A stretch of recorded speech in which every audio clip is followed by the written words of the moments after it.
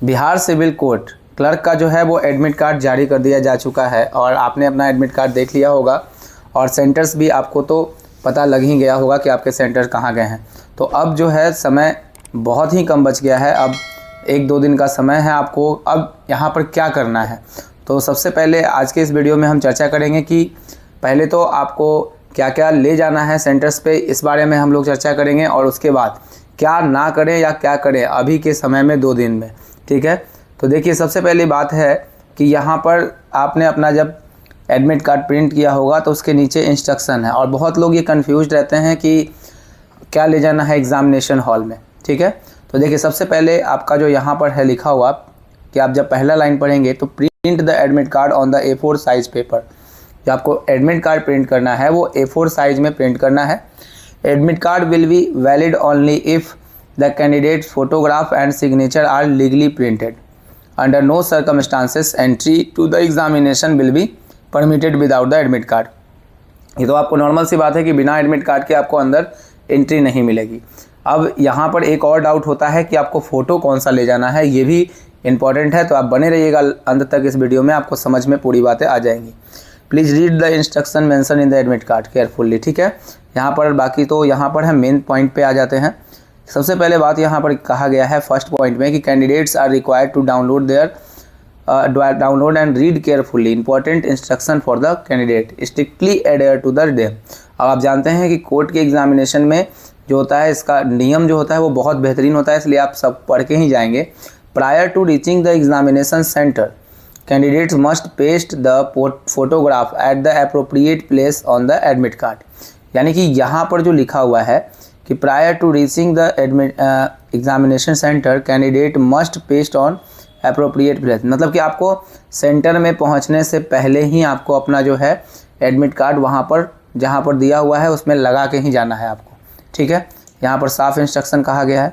Candidate तीसरे number पर देखिएगा, candidates are required to report at the examination centre strictly as per the time mentioned in the admit card to avoid any crowding at the centre at any time. एक और बात है कि अभी जो एग्जामिनेशन अभी चल रहे हैं उसमें क्राउडिंग करने के लिए मना किया गया, यानी कि आप एक जगह पे 5-6 लोग जो हैं वो बातें नहीं कर सकते हैं। ठीक है, तो ये यहाँ पर इंस्ट्रक्शन दिया गया है। ऐसा रेलवे के एग्जामिनेशन में भी ऐसा नोटिस आया हुआ है। फोर्थ नंबर में देखिए, no candidate shall be permitted to enter into the examination centre after the gate closure and the leave examination hall before the completion of the examination. तो सिंपल बात है कि आपको जब तक कंप्लीट नहीं होगा एग्जामिनेशन वहाँ से छोड़ना नहीं है अपना seat. No candidates will be allowed to enter the examination centre without admit card valid ID proof. यहाँ देखिएगा, मतलब कि आपको एडमिट कार्ड के साथ क्या क्या ले जाना है, तो वैलिड ID प्रूफ ओरिजिनल, यानी कि ओरिजिनल ID कार्ड आप ले जाएंगे with the self attested photocopy and proper frisking. ठीक है, यहाँ देखेंगे, यहाँ पर एक बात समझेंगे, the examination centre without admit card valid ID proof in original with its self attested photocopy. यानी कि आपको जो है ID प्रूफ जो होगा आपका उसको आपको सेल्फ अटेस्टेड करके उसका फ़ोटो स्टेट ज़रूर ले जाना है, ये आप गलती नहीं करेंगे। ठीक है, ध्यान से इस चीज़ को याद रखेंगे। तो अब आगे देखेंगे, आगे छठे नंबर में क्या है, तो ये इंपॉर्टेंट पॉइंट था, एक फ़ोटो ले जाना है पहले ही पेस्ट करके, और दूसरा जो इंपॉर्टेंट पॉइंट है कि जो वैलिड ID प्रूफ होगा उसका आप जो है वो फ़ोटोकॉपी करवाएंगे और देन आप सेल्फ अटेस्टेड उस पर करेंगे, कोई कन्फ्यूज़न नहीं होना चाहिए। 6 नंबर में देखेंगे, candidates will be the permitted to carry only the duly filled admit card along with 2 passport size photographs for pasting on attendance seat.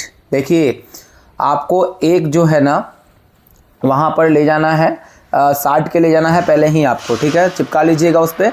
और candidates will be permitted to carry only the duly filled admit card along with, यहाँ देखिएगा, 2 passport size photographs for pasting on attendance sheet original valid ID proof with its self assisted photocopy.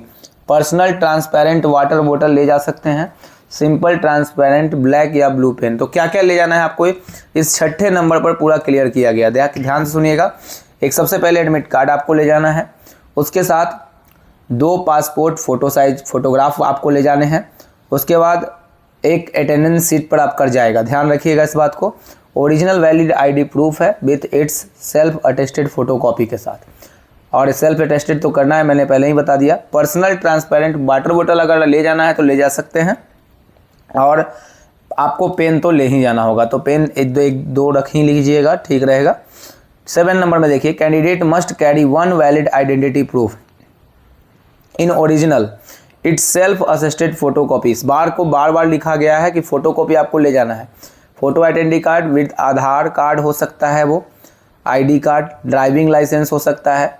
कौन कौन में से क्या होगा, तो pan card आप ले जा सकते हैं, any other ID card issued by the central और state government, and 10th certificate को भी यहाँ मान्य किया गया, तो आप ले जा सकते हैं अगर आपके पास नहीं है।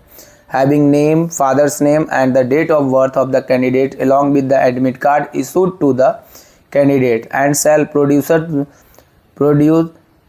Produce the same on the demand time examination at the centre, ठीक है। The detail mention on the ID card must match with the detail appearing on the admit card, else the candidates may be denied entry into the examination hall. All other ID photographs ID, if attested scanned photo ID is mobile phone, will not be considered as the valid proof। मतलब आप समझ सकते हैं simple सा, आप pan card, आधार card, driving licence, इन सबों को ले जा सकते हैं, उसके साथ 10th का सर्टिफिकेट या स्टेट या सेंट्रल गवर्नमेंट में जो भी चीज़ें हैं, जो आपका वैलिड आईडी उसको दिखाता है, आपके डेट ऑफ बर्थ को सत्यापित करता है, फादर्स नेम और आपके नाम को सही तरीके से सत्यापित करता है, आप उसको ले जा सकते हैं।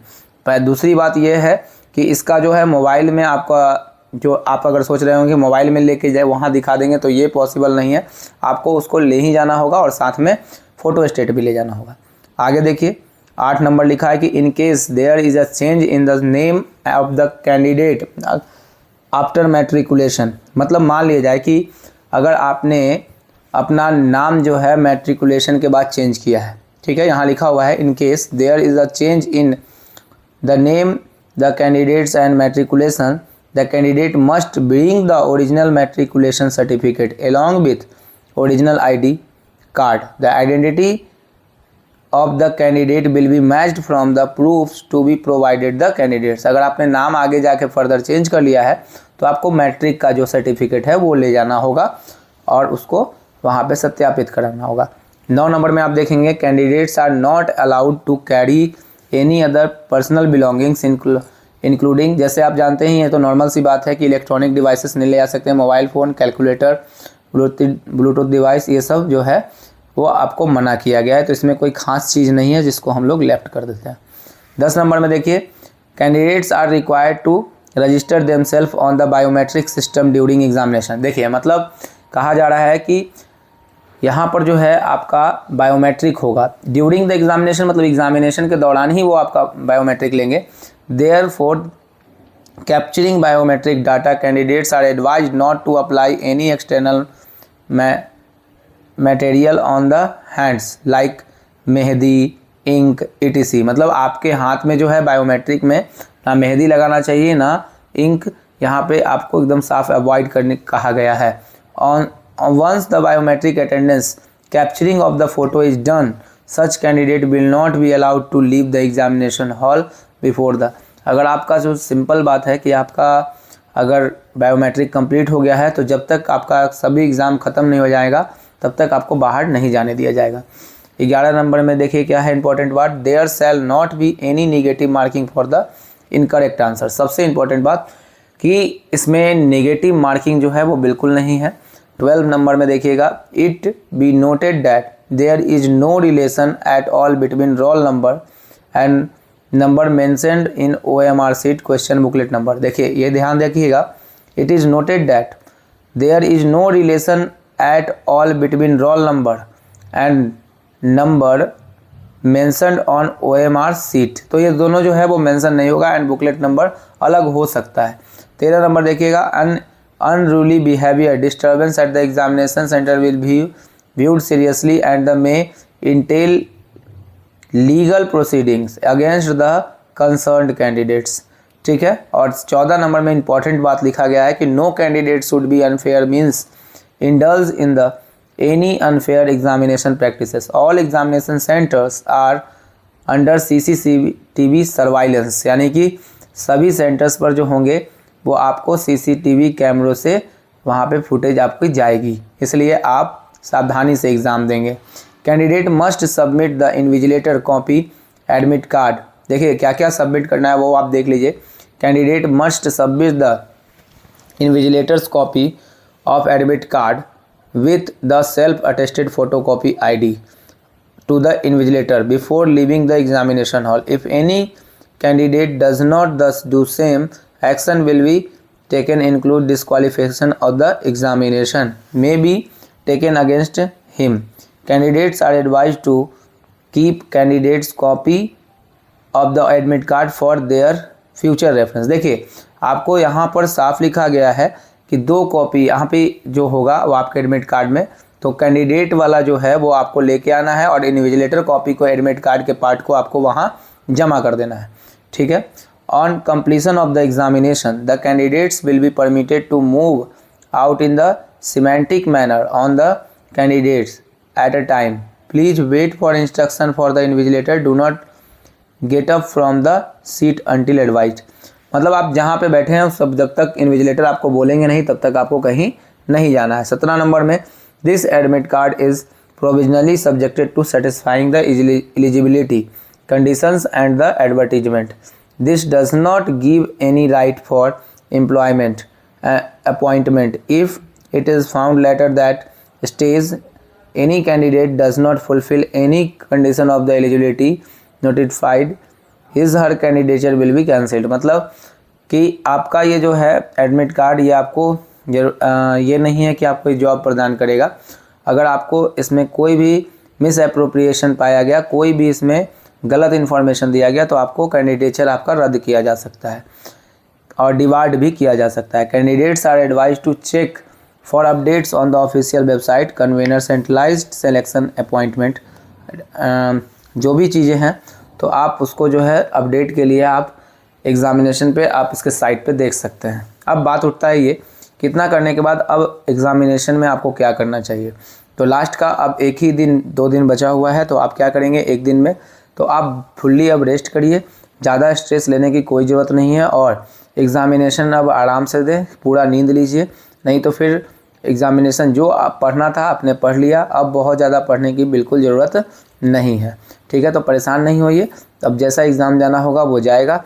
2 दिन में आप बहुत अच्छा नहीं पढ़ पाएंगे और बहुत कुछ ऐसा नहीं है कि कंफ्यूज करेंगे और बहुत कन्फ्यूजन होगा। हाँ, एक काम कर सकते हैं, अगर 1-2 घंटे का स्टडी करना चाहते हैं तो रिवीजन कर सकते हैं उन एग्जाम्पल्स का जिन्होंने आपने उसको देख लिया है, ठीक है।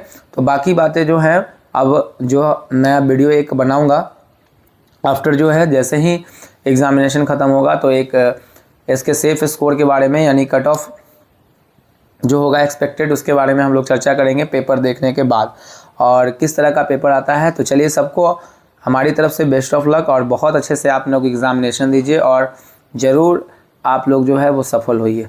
मिलते हैं अगले वीडियो में, तब तक के लिए बाय। अगर वीडियो अच्छा लगा है तो लाइक कीजिए, शेयर कीजिए और सब्सक्राइब।